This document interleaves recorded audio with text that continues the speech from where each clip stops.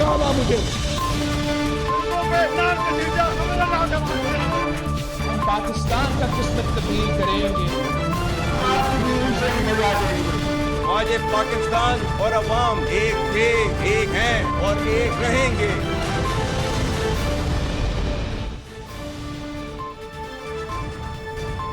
जी अस्सलाम वालेकुम। प्रोग्राम में आज चंद अहम मुद्दात के हवाले से बात करेंगे। एक तो ईरान की जंग, इसके मुतालिक अमेरिका ने भी एक तरह से धमकी दे दी है, मुतनब्बे कर दिया है, खबरदार कर दिया है कि अगर ये जंग ख़त्म ना हुई तो अमेरिका भी इसका हिस्सा बन सकता है। क्या वाकई अमेरिका ईरान के साथ बराह रास्त जंग का ख़तरा मोल ले सकता है?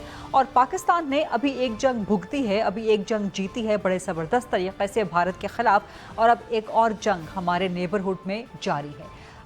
ईरान की जंग कब तक जारी रह सकती है, कितना अरसा ये जारी रह सकती है, पाकिस्तान का किरदार अब तक उस किरदार का एनालिसिस करेंगे। क्या वो किरदार काफ़ी है, नाकाफ़ी है, मस्बत है, या इस हवाले से क्या किरदार मज़ीद अदा करने की ज़रूरत है? और क्या अमेरिका ईरान जंग का हिस्सा बन सकता है, और अगर ऐसा हुआ तो पाकिस्तान के पास ऑप्शंस क्या होंगे? इन सवालात के जवाबात आज प्रोग्राम में ढूंढने की कोशिश करेंगे। इसके अलावा कुछ जो लोकल पॉलिटिक्स है, जो ग्राउंड पॉलिटिक्स है पाकिस्तान की, उसके हवाले से भी बात करेंगे। बजट के हवाले से पीपल्स पार्टी के शदीद तहफ़्फ़ुज़ात हैं। पीपल्स पार्टी ने 3 अपनी शराइत सामने रख दी हैं। ये शराइत अगर मंजूर हो गई तो ठीक, ना हुई तो फिर क्या होगा? क्या पीपल्स पार्टी बजट में वोट नहीं देगी? इस सूरत में वफाकी हुकूमत, शहबाज शरीफ की, मुस्लिम लीग नून की, वो क्या करेगी? और पाकिस्तान तहरीक इंसाफ को अब जाके कम अज़ कम याद आया है, देर आयत दुरुस्त आयत के बजट पे तनकीद करना भी अपोजिशन का काम होता है। ना सिर्फ पंजाब में जो आज बजट पेश हुआ वहाँ पे पाकिस्तान तहरीक इंसाफ ने टफ टाइम दिया, बल्कि वफाकी बजट के हवाले से भी अब पाकिस्तान तहरीक इंसाफ सियासी एतबार से जाग गई है और हल्के हल्के अपोजिशन उसने स्टार्ट कर दी है। क्या पाकिस्तान तहरीक इंसाफ बजट के हवाले से हुकूमत पे एक भरपूर दबाव डाल सकती है? और क्या उस दबाव को इस्तेमाल करके, जो कि पीटीआई ने पीपल्स पार्टी से भी रब्ता किया है, क्या बजट को मज़ीद अवाम दोस्त अपोजिशन बनवा सकती है या पीपल्स पार्टी बनवा सकती है? इन तमाम डिफरेंट प्लेथोरा ऑफ टॉपिक्स पे आज बात करेंगे, सवालात करेंगे, डिबेट करेंगे। सबसे पहले जिनसे हम बात करेंगे मुस्लिम के सीनियर मरकज़ी सरकर्द रहनुमा हैं lieutenant general retired Abdul Qayyum साहब। अस्सलाम वालेकुम जनाब अब्दुल क़य्यूम साहब, बहुत शुक्रिया प्रोग्राम के लिए वक्त निकालने पे। सबसे पहले ज़रा ये जो ईरान जंग इस वक्त चल रही है, अमेरिका ने एक तरह से मुतनब्बे कर दिया है, धमकी देने की कोशिश की है, या ईरान पे एक प्रेशर एक्सर्ट करने की एक कोशिश की है? अगर ये प्रेशर टैक्टिक है, क्या ये कामयाब हो सकता है, या क्या वाकई आप समझते हैं कि अमेरिका ईरान जंग का हिस्सा बन सकता है? और अगर ऐसा हो गया तो वे would Pakistan stand sir? Ji thank you very much. बिस्मिल्लाहिर्रहमानिर्रहीम। देखें, गरीदा एक इजरायली सिक्योरिटी एक्सपर्ट है, योसी मेलमन उसका नाम है। उसने इन इज वो कहते हैं ना rare moment of self reflection, उसने लिखा है कि इजराइल ने ईरान की स्ट्रेंथ को लगता ये है कि अंडर एस्टिमेट किया है, और इजराइल जो कि हमेशा आदी था जंग को फॉरेन लैंड पे लड़ने का, यानी गाजा में लड़ी, वेस्ट बैंक में लड़ी, गुलान हाइट्स में लड़ी, सिनाई डेजर्ट में लड़ी, आगे पीछे, तो वो ये समझ रहा था कि ये जंग दूर ही रहेगी और हमारा आयरन जो डोम है उसको ब्रीच करना भी मुश्किल हो जाएगा। तो that was a sort of एक उनका पब्लिक के साथ, पॉपुलेशन के साथ एक साइकोलॉजिकल एक अंडरस्टैंडिंग थी कि जी हम बाहर करेंगे चूंकि एग्जिस्टेंशियल थ्रेट है ये ईरान, और हम इसको ले डूबेंगे और इंशाल्लाह इसका ख़त्म कर देंगे, ये न्यूक्लियर का जो थ्रेट हमारे सर पे है। लेकिन अभी जब with the passage of time, जब ये आयरन डोम जो है वो बैडली लीक हुआ और उसके अंदर गोले गिरने शुरू हुए और पब्लिक में और शहरों में तबाही मची, आपने देखा कि इंफ्रास्ट्रक्चर, उनके डिफेंस के वो, उनका राफेल का एडवांस सिस्टम, उनके दिफा के हेडक्वार्टर्स वगैरह, उनका इंफ्रास्ट्रक्चर, बिल्डिंग्स, बहुत सी जगह, चूंकि उनके दफाई जो हैं हेडक्वार्टर्स वो भी पॉपुलेशन एरिया में, तो फिर अभी दो टू थॉट होने शुरू हो गए।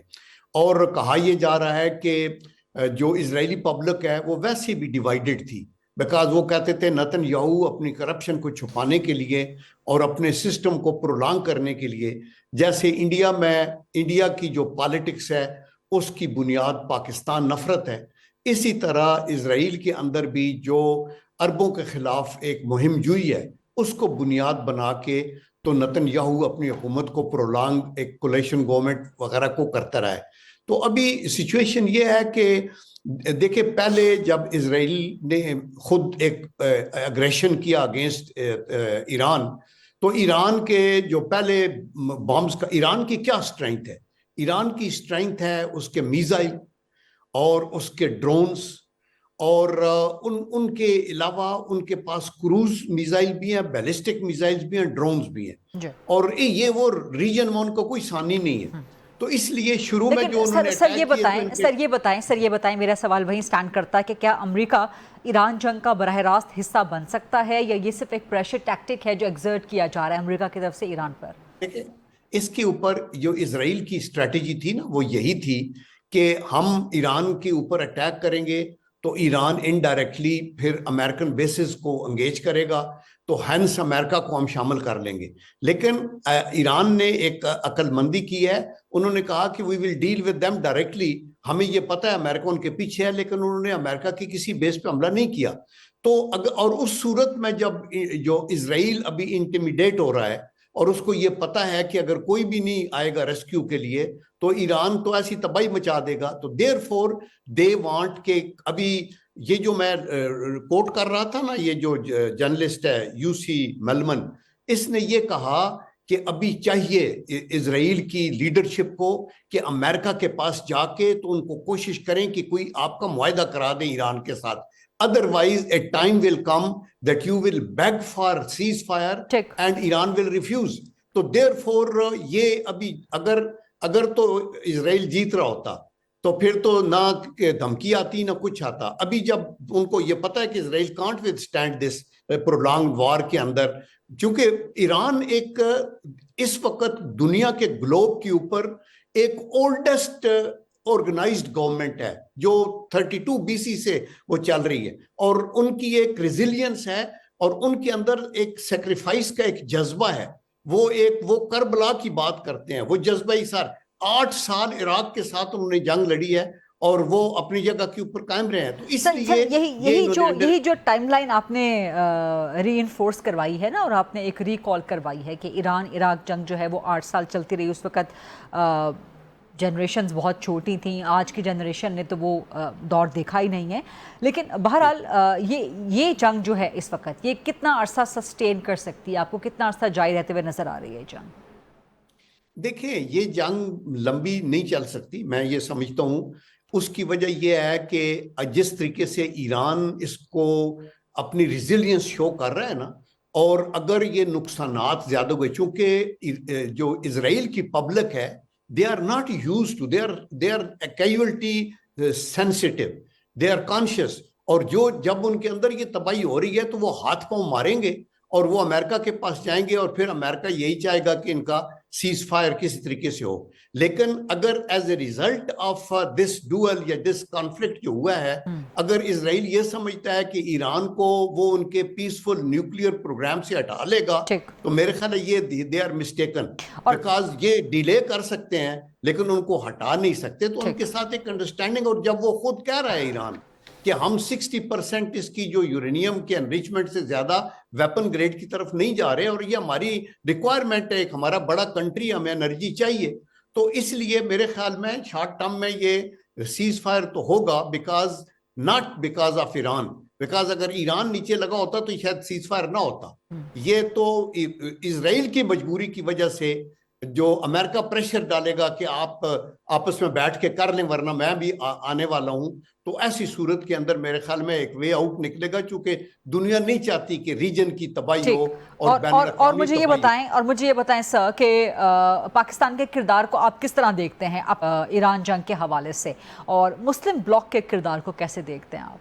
دیکھیں پاکستان کا کردار تو آؤٹ اسٹینڈنگ رہا ہے، نو ڈاؤٹ۔ یہ ہمیں ایران کے ساتھ پرنسپلی، پولیٹیکلی، مورلی ہم ان کے ساتھ کھڑے ہیں، اور ہم یہی کہتے ہیں کہ یہ ایک ایگریشن ہے جو نتنیاہو نے کیا اور ان کے اوپر وار کرائمز پہ جو ہیں کیسز وہ چلنے چاہیے.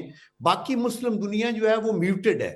آئی ٹیل یو کہ اگر سارے ایک زوردار طریقے سے ایک فورن OIC کی کانفرنس بلائیں اور اس کے اندر اپنا ایک پریشر ایگزرٹ کریں تو میرے خیال میں اس کا زیادہ امپیکٹ ہو سکتا ہے. لیکن however سعودی عربیہ نے بھی بالکل اوپنلی کہا ہے, ٹرکی ہے, باقی ممالک بھی ہیں, تو لیکن مسلم دنیا کے اندر اتنی اسٹرینتھ ہے اللہ کے کرم سے, ان کے اپنے فائنانشل بھی, ان کی گیس تیل وغیرہ, لیکن اس کا کیا فائدہ کہ اگر آپ اس کو ایک ایسا ڈیٹرنس میں نہ تبدیل کر سکیں کہ یہ جو ریگ ٹیگ ہیں آپس میں جس وقت ان کا دل کرتا ہے انڈیا پاکستان کے اوپر چڑھائی کر دیتا ہے وداؤٹ اینی رائم اور ریزن, وداؤٹ اینی UN کے چارٹر کی وائلیشن, ریزولوشنز کی وائلیشن, اور اسرائیل کا جدھر دل کرتا ہے جس کو مارتا ہے, نہ وہ پرواہ کرتا ہے بین الاقوامی جو آپ کی کورٹ آف جسٹس وغیرہ ہے, تو یہ نہ ہو.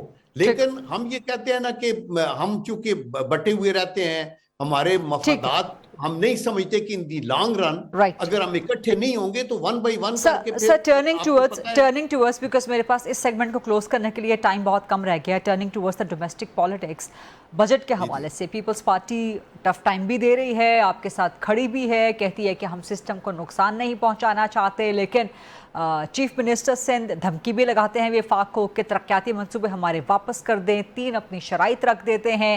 PTI پیپلز پارٹی سے رابطہ کر رہی ہے کہ بجٹ پاس نہ ہو, تو اس صورتحال میں کافی ٹف نہیں ہو گیا PMLN کے لیے بجٹ پاس کروانا؟ دیکھیں ان حالات میں بجٹ بنانا اور اسے پاس کرانا ایک مشکل کام تو ضرور ہے, بیکاز کوئی بھی ایک میجارٹی گورنمنٹ نہیں ہے, ایک کولیشن گورنمنٹ ہے, اور کولیشن پارٹنرز جو ہیں وہ بھی پولیٹیکل پارٹیز ہیں, انہوں لوگوں کو جواب دہ ہیں.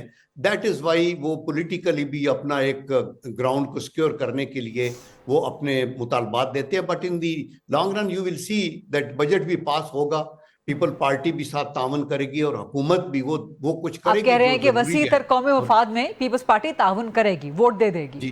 جی مجھے اس میں کوئی ڈاؤٹ نہیں ہے. اور اس کی وجہ یہ ہے کہ اس سٹیج کے اوپر ہم اگر پیپل پارٹی تعاون نہیں کرتی اور طارق انصاف پہلے باہر بیٹھی ہے تو پھر حکومت ٹوٹے گی.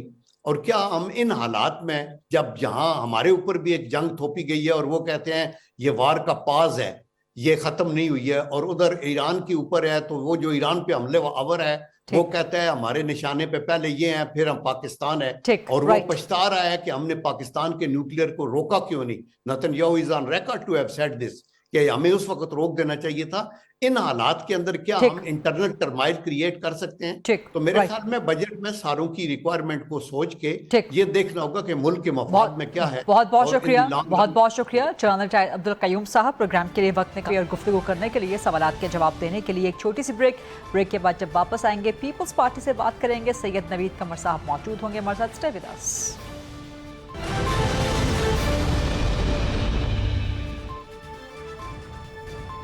Welcome back after the break.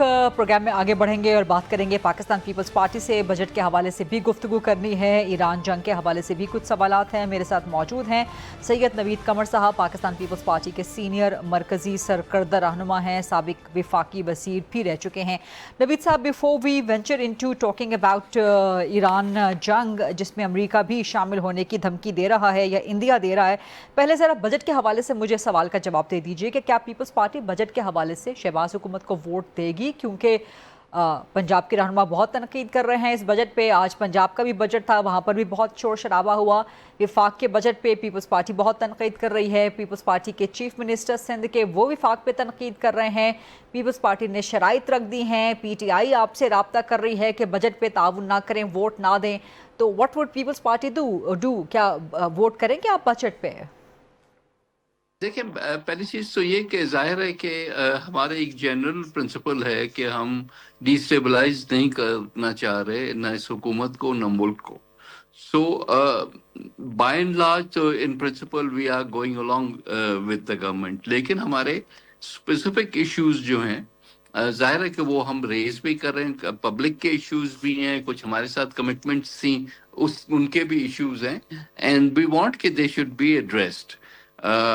کچھ تو پبلک ایٹ لارج کے ایشوز ہیں, جیسے فار ایگزامپل کہ یہ ایک طرف لپ سروس دی جا رہی ہے ٹو کلائمیٹ چینج ایشوز, दूसरी तरफ आप सोलर्स को जो है डिस्करेज करके जी। और डर्टी एनर्जी की तरफ जा रहे हैं। या फॉर एग्जांपल एग्रीकल्चर को बार बार कहते हैं बैकबोन, लेकिन बैकबोन जो है उन्होंने तोड़ के रख दिया। ठीक। So there are number of issues जिस पे हम चाह रहे हैं कि गवर्नमेंट जो है इसकी एडजस्टमेंट करे चीज़ों की। And once that is done then there is no reason for us not to vote.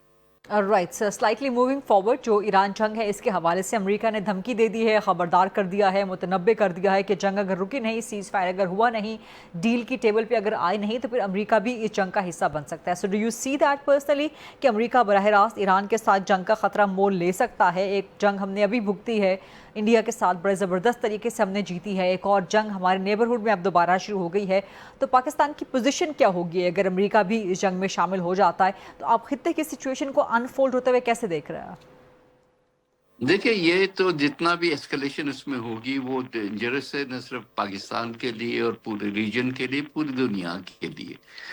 अगर तो ट्रंप साहब का कहने का मतलब ये है कि वो इंटरवीन करेंगे टू मेक श्योर कि थोड़ा सा जो है कूलिंग डाउन हो और दोनों साइड्स पुल बैक करें, तो फिर तो ठीक है, दैट्स अ पॉजिटिव थिंग। लेकिन मकसद अगर ये है कि वो भी इजराइल के साथ आके बमबारी का हिस्सा बनेगा, तो फिर तो there is no and to this. फिर तो I don't know, this will lead to a much larger conflict, not just in the reason but through out the world. फिर बाकी मुल्क जो हैं, बाकी super powers like China, Russia, others, वो कैसे अपने आप को रिस्ट्रेन करेंगे कि एक वन साइडेड काम चल रहा हो। सो I think we are at a very very dangerous cross point, और उसको हर एक ने बड़े तहम्मुल के साथ डील करना है। तो पाकिस्तान की सिचुएशन फिर ऐसे सूरत हाल में आप क्या देखते हैं और आप क्या समझते हैं कि पाकिस्तान की जो पॉलिसी है इस वक्त तक ईरान जंग के हवाले से,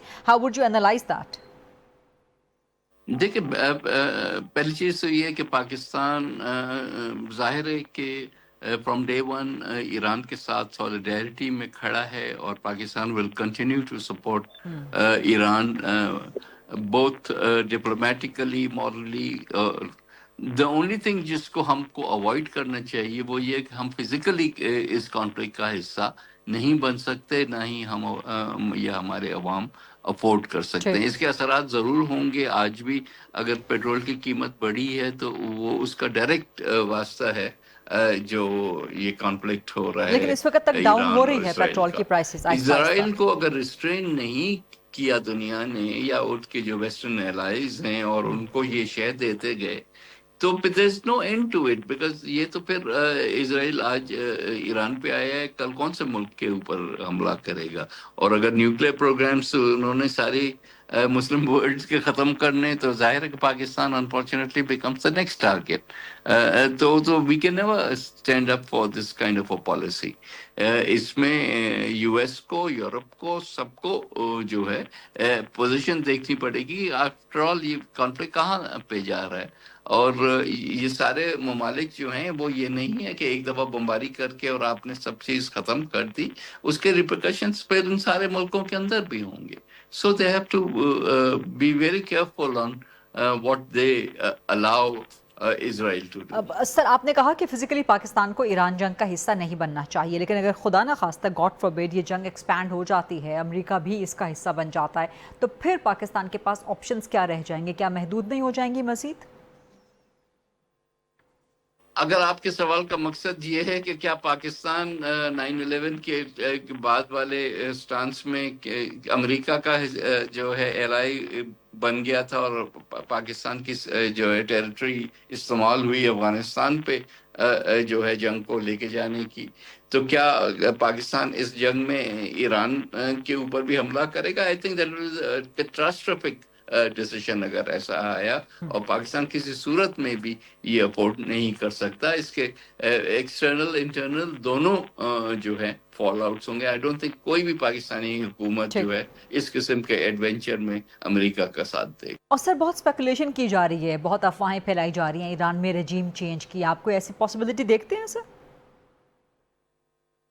آئی don't think so. I think یہ جو بھی یہ تھیریز چلاتے ہیں وہ یہ بات بھول جاتے ہیں کہ جب کسی ملک کے اوپر یا اس کی سورنٹی پہ جب اٹیک ہوتا ہے تو پاپولیشن جو ہے وہ اکٹھا ہو جاتی ہے، وہ تتر بتر نہیں ہوتی. کچھ لوگوں کی خواہش ضرور یہ ہے، ابھی ایکسٹریم اپوزیشن جو ہے ایران کی یا جو کہ فورن بیکڈ اپوزیشن ہے، وہ تو ضرور خوش ہوگی کہ ایران کو جتنا بھی نقصان پہنچے، پر یہ ایران کے لوگ یا ایران کی پاپولیشن اینڈ کنورسلی میرا خیال ہے کہ ایون اسرائیل کا بھی اگر دیکھیں تو نیتنیاہو بہت ان پاپولر ہیں اپنے ملک میں، لیکن جب باہر سے حملہ ہوتا ہے تو پھر وہاں کی جو ہے اسٹیٹ بھی اکٹھا ہو جو پاپولیشن ہے وہ اکٹھا ہو جاتی ہے.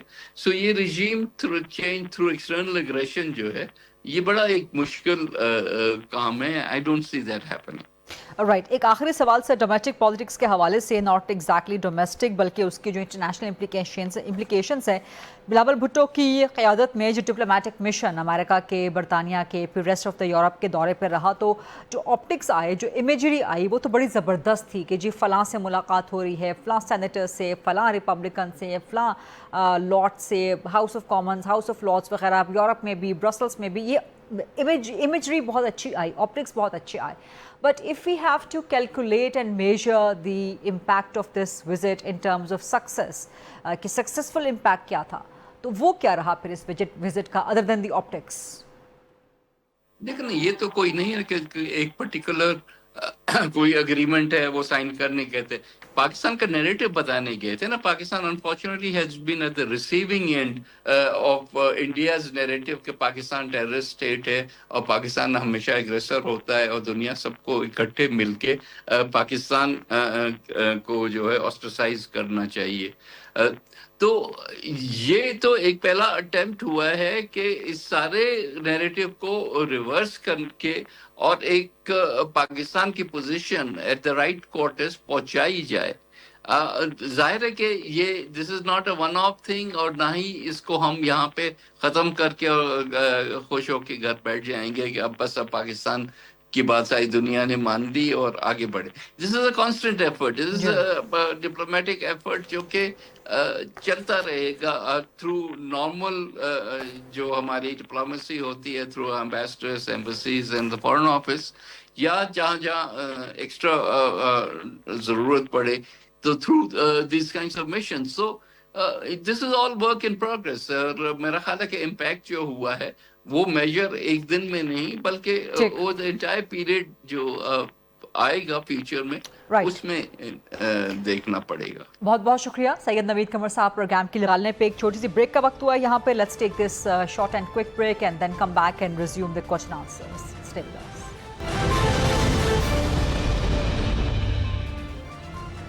جی welcome back after the break. اور پروگرام میں اب موجود ہے ہمارے ساتھ خورشید محمود قصوری صاحب، سابق وزیر خارجہ ہیں. السلام علیکم سر، شکریہ پروگرام کے لیے وقت دینے پہ. یہ جو ایران کی جنگ ہے، اب امریکی صدر نے بھی کہہ دیا ہے کہ اگر سیز فائر نہیں ہوتا، کوئی ٹیبل پہ ڈیل نہیں ہوتی تو امریکہ اس جنگ کا حصہ بن سکتا ہے. تو کیا آپ سمجھتے ہیں کہ واقعی امریکہ اس جنگ کا حصہ بن سکتا ہے؟ کتنا عرصہ جاری رہ سکتی ہے یہ ایران کی جنگ؟ ایران عراق جنگ جو ہے وہ 8 سال تک جاری رہی اور پوری دنیا نے اس کا جو نقصان اور خمیازہ جو ہے وہ اگلی کئی دہائیوں تک بھگتا. تو اس جنگ کے امپیکٹ کیا ہوں گے نہ صرف خطے پہ بلکہ دنیا پہ، اور کتنا عرصہ یہ جنگ جاری رہ سکتی ہے؟ اور یہ جو امریکہ نے اور اس کے پھر پاکستان پہ اثرات کیا ہوں گے؟ اور یہ جو امریکہ نے اسٹیٹمنٹ دی ہے، کیا یہ واقعی کوئی حتمی اعلان ہے، اس کو سنجیدہ اسٹیٹمنٹ لیا جائے، یا صرف ایک یہ پریشر ٹیکٹک کے طور پہ ایران کے خلاف استعمال کیا جا رہا ہے اسٹیٹمنٹ؟ دیکھیے امریکہ کیا کہہ رہا ہے وہ تو بالکل ہی کلیئر نہیں ہے، کیونکہ پریزیڈنٹ ٹرمپ کے کئی بیان آئے ہیں، اس میں ڈیفینیٹلی پریشر ان کا یہ مقصد ہے کہ جس ٹرمز پہ بات چیت ہو رہی تھی عمان میں، اس پہ پہلے 4-5 دن تو 4-5 میٹنگز میں تو آیا کہ اچھی چل رہی ہے، یہ ہے وہ ہے. آخر میں پریزیڈنٹ ٹرمپ نے کہا کہ معاملات جو ہیں وہ ٹھیک نہیں ہیں. اور اس سے پہلے ایک دن IAEA نے رپورٹ دی کہ اب اس سے قبل ایران جو تھا کمپلائنس میں تھا اس کی جو ریکوائرمنٹس تھیں، لیکن اب انہوں نے یہ کہا کہ ایران کمپلائنس میں نہیں ہے. जो उसकी कमिटमेंट्स हैं उसको पूरा नहीं कर रहा। ठीक। तो इसराइल को बहाना मिला कि IAEA ने ये क्यों कहा, उनकी पूरी रिपोर्ट अभी नहीं आई कि क्या रीज़न्स हैं, जब तक रीज़न्स ना पता चले। लेकिन उन्होंने बहरहाल ये कहा और उसमें वोटिंग हुई बाकायदा, जिसमें रूस, चीन ने खिलाफ दिया और कुछ मुल्कों ने एब्सटेन किया, बशमूल पाकिस्तान। अमेरिका ने उसको सपोर्ट किया। अब इन हालात में प्रेसिडेंट ट्रंप मुझे लग रहा है कि कोशिश कर रहे हैं कि जब उनको अंदाज़ा हुआ कि उन टर्म्स पे एग्रीमेंट नहीं होगा जो वो चाह रहे हैं, उनकी टर्म्स ये थी जो इसराइल की भी हैं कि टोटल यूरेनियम एनरिचमेंट। इसराइल तो खैर बहुत कुछ और भी चाह रहा है, ट्रंप साहब ये चाह रहे हैं कि यूरेनियम एनरिचमेंट यानी अफसूदगी जो यूरेनियम की है वो ज़ीरो लेवल पे आ जाए, बंद ही कर दे। ईरान उस पे लिए तैयार नहीं है कि बंद करने को तैयार नहीं, वो समझता उसका राइट है सिविल न्यूक्लियर टेक्नोलॉजी हासिल करने की। वो ये भी कहता है कि हम बम नहीं बनाएंगे। लेकिन जिस किस्म के हालात पैदा कर दिए गए हैं ईरान के इर्द गिर्द, और जब उसके जो इस इलाके में हलीफ थे उनको बहुत ज़्यादा कमज़ोर कर दिया गया है, जैसे हिजबुल्लाह लबनान में, जैसे हमास है, शाम में तो रजीम चेंज ही हो गया है। तो इन हालात में इसराइल ने यह समझा कि मुनासिब मौका है कि अपनी डिमांड मैक्सिमलिस्ट कर दी जाए। और प्रेसिडेंट ट्रंप भी शायद ये समझते हैं कि ये अच्छा मौका है कि ईरान को टेबल पे ला के वो कुछ करवा लिया जाए। क्या ये मिली भगत है? हो सकता है एक हद तक हो, और हो सकता है एक हद तक अहदाफ मुख्तलिफ हों, एक हद तक इकट्ठे हों, एक हद तक मुख्तलिफ हों, क्योंकि अमेरिका एक सुपर पावर है। उसके अहदाफ ये भी हैं कि इस इलाके में जो उसके दूसरे इत्तेहादी हैं, सऊदी अरब, कतर, UAE और इस्लामी दुनिया में दीगर हैं, पाकिस्तान भी है, तुर्की भी है। तुर्की तो नेटो का भी मेंबर है, हम तो अब नहीं, हम माजी में रहे हैं, लेकिन अभी भी रिसेंटली इम्प्रूवमेंट हुई है। और फील्ड मार्शल आसिम मुनीर को अमेरिका बुलाया गया, 250 साल की जो एनिवर्सरी हुई है आर्म्ड फोर्सेस यूनाइटेड स्टेट्स की। तो ये उनकी रिक्वायरमेंट प्रेसिडेंट ट्रंप की ये है कि वो जो उनका इंटरनेशनल रोल है वो भी अदा कर सकें। ये तो क्लियर बात है कि ये जिन मुल्कों के मैंने आपको नाम लिए हैं, यानी तुर्की, पाकिस्तान, सऊदी अरब, UAE, कतर, ये तो बिल्कुल नहीं चाहेंगे कि जो है हालात इतने ख़राब हों कि उन पे असर पड़े। उन पे मुख्तलिफ़ तरीके से असर पड़ सकता है, या उन तीनों मुल्कों में पड़ सकता है। और पाकिस्तान, और सितम ज़रीफ़ी है कि पाकिस्तान, इंडिया जिन्होंने अभी अभी जंग लड़ी है, उनके इंटरेस्ट मुश्तरका हो गए हैं कि ये जंग आगे ना फैले। बांग्लादेश भी शामिल है, श्रीलंका भी शामिल है, क्योंकि जनूबी एशिया के मुल्क बुरी तरह अफेक्ट हो जाएंगे अगर ये जंग फैल गई, क्योंकि फिर ऑयल की प्राइसेस का जो हशर होगा, मैं डरते हुए प्रेडिक्ट भी नहीं करना चाहता। और $1 भी बढ़े तो लोगों की ज़िंदगी अजीरन हो जाती है। वो जो मुल्क हैं UAE, सऊदी अरब और अपना कतर, वो नहीं चाहेंगे कि उनकी आबादी इतनी मुखालिफ हो जाए उनके, क्योंकि ये जो पॉलिसी है ईरान की, चाहे गवर्नमेंट्स की जो भी पॉलिसी हो, जो अवाम हैं मुस्लिम ममालिक में और यूरोप के अंदर भी जो मुस्लिम ममालिक से जाके लोग आबाद हुए हैं, और ऐसे यूरोपियंस जो आइडियलिस्ट हैं, जो इंसाफ में बिलीव करते हैं, वो भी अब आप कल जो जलसा, वो जो एक डेमोन्स्ट्रेशन हुआ है इसमें हॉलैंड में, वो तो हज़ारों लोग इकट्ठे हो गए थे। तो ये जो मुल्क हैं, ये नहीं चाहेंगे कि इस्लामी दुनिया में हालात ऐसे पैदा हों कि इन हुकूमतों के लिए मुसीबत पड़ जाए।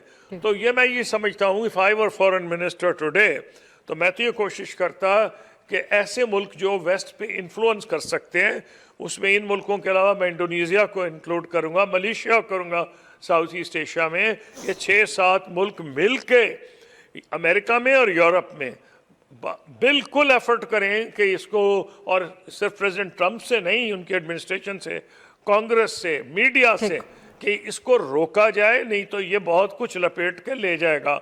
और जनूबी एशिया जो डायरेक्टली मुतासर है, पाकिस्तान, इंडिया, बांग्लादेश, श्रीलंका, नेपाल, ये तो बहुत ज़बरदस्त नुकसान हमें होगा, क्योंकि अगर ईरान का नाका बंद किया गया तो वो दूसरों का नाका बंद करने की कोशिश करेगा। अगर उनको नज़र आया कि वो मिलिटरीली अमेरिका इमदाद कर रहा है इसराइल की, और इसराइल वैसे ही बड़ा एडवांस्ड मुल्क है टेक्नोलॉजिकली, मिलिट्री में, एयरफोर्स इन पर्टिकुलर उनकी बहुत एडवांस्ड है, بدنصیبی سے ایران کی ایئر فورس کے پاس پرانے جہاز ہیں، انہوں نے کوشش کی ہے کہ اس کمی کو میزائلز کے ذریعے اور ڈرونز کے ذریعے پورا کریں. تو ان حالات میں ایک تو ان ملکوں کو چاہیے، اور ان ملکوں کا تو بالکل ہی مفاد نہیں کہ یہ جنگ پھیلے، لیکن اگر ایران کو نظر آیا کہ امریکہ بھی شامل ہو گیا، اول تو میرا خیال یہ ہے کہ ایران کو ہی چاہیے کہ سر دست کسی اور ملک یا کسی کے مفاد پہ حملہ نہ کرے، فوکس رکھے اسرائیل پہ، اسرائیل کی زندگی حرام کرے. اور اگر دوسرے ملک نتھی ہو گئے، یعنی اڈوں پہ حملہ کر دیا گیا یا امریکہ پہ ڈائریکٹ حملہ ہوا ہے، ادھر ان کی جو فورسز ہیں، پھر امریکہ کود پڑے گا. امریکہ کے پاس وہ کیپیسٹی ہے جو اسرائیل کے پاس نہیں ہے. اسرائیل 100 کوشش کرے وہ ان کا نیوکلیئر پروگرام ڈیلے تو کر سکتا ہے، لیکن اس کو وہ نقصان نہیں پہنچا سکتا جو امریکہ پہنچا سکتا ہے. امریکہ تو کے پاس وہ ساری ٹیکنالوجی ہے، بنکر بسٹر بامز ہیں، وہ ان کے جو انڈر گراؤنڈ سائلوز میں بھی ان کی جو آپریشنل ہے، جتنے ان کی فیسلٹیز ہیں ان کو بمبارڈ کر کے تباہ کر سکتا ہے. اس لیے سر دست اسرائیل اکیلا یہ نہیں کر سکتا. اسرائیل تھوڑا بہت نقصان پہنچائے گا جو کہ وہ ریپیئر ساتھ ساتھ کر سکتے ہیں. تو ان نٹ شیل یہ ڈپینڈ کرتا ہے کتنی لمبی جنگ ہوگی، یہ ڈپینڈ کرتا ہے دونوں ملکوں کی ول پاور پہ، سٹینگ پاور پہ. کتنی دیر اسرائیل، حالانکہ اس کا بڑا ایڈوانسڈ وہ ہے ڈوم، آئرن ڈوم، جس سے وہ 90% 95% روک لیتا ہے جو میزائلز اور ڈرونز ہیں، لیکن اگر 4-5% بھی نکل جائیں، اگر ایران روزانہ 50-60-100 داغ دے، اس میں 2-3 نکل جائیں تو بے انتہا تباہی اس طرح مچاتے ہیں کہ لائف وہاں کی ختم ہو چکی ہے. نہ اسکول کھلے ہیں، نہ فیکٹریز کھلی ہیں، نہ دفتر کھلے ہیں، لوگ بھاگ بھاگ کے شیلٹرز میں جا رہے ہیں. یہ زندگی زیادہ دیر اسرائیل میں گزارنی بڑی مشکل ہوگی. تو ڈپینڈ کرتا ہے ایران یہ کتنی دیر پرولونگ کر سکتا ہے، اس کے پاس کتنی میزائلز ہیں، کتنی بری طرح اس کا پروگرام کمپرومائز ہوا ہے، کیونکہ بہت سے ایرانی ایجنٹ بن گئے ہیں موساد کے، کیونکہ وہ رجیم کے خلاف تھے اور انہوں نے اندر بیٹھ کے حملے کیے ہیں. تو یہ پہلا تو ان کے لیے چارج ہوگا کہ وہ یہ جو اندر سے سیبوٹاج ہو رہا ہے اس کو روکیں. نمبر 2 کہ اتنے میزائل ضرور بچا رکھیں کہ 40-50 روز چلا دیں، جس میں 2-3 بچ بھی جائیں گے. اور انہوں نے کوئی ٹیکنالوجی بھی لگتا ہے امپروو کیا ہائپر میزائلز کے ساتھ جو ہائپر سپیڈ سے جا رہے ہیں. تو پھر تو یہ ہے کہ اسرائیل کی ٹیکنالوجی ایڈوانس ہونے کے باوجود اسرائیل چھوٹا ملک ہے، آبادی کم ہے. اگر ایران کے بدنصیبی سے ابھی شہید ہو رہے ہیں 50-60 ڈیلی، ان کے 5-6 بھی اگر مرنے شروع ہو گئے ڈیلی تو ان کے لیے یہ سنبھالنا مشکل ہو جائے گا اسرائیل کے لیے. تو یہ اس سر دست میں یہی کہوں گا کہ یہ ول پاور ہے، کتنی دیر ایران جو ہے اسرائیل کے جہازوں کی مار کھا سکتا ہے، اور کتنی دیر اسرائیل ایران کی جو میزائلز ہیں ان سے جو نقصان ہو رہا ہے بلڈنگز کو، اور جو انسانوں کو، اور جو انسانی لائف ڈسٹرب ہو گئی ہے، وہ کتنی دیر برداشت کر سکتا ہے. ٹھیک ہے، بہت بہت شکریہ خورشید محمود قصوری صاحب آج پر یہ وقت نکالنے پہ. یہ تھا آج کا programme. That's a wrap. I'll see you tomorrow inshallah 8 o'clock on GTV. اللہ حافظ.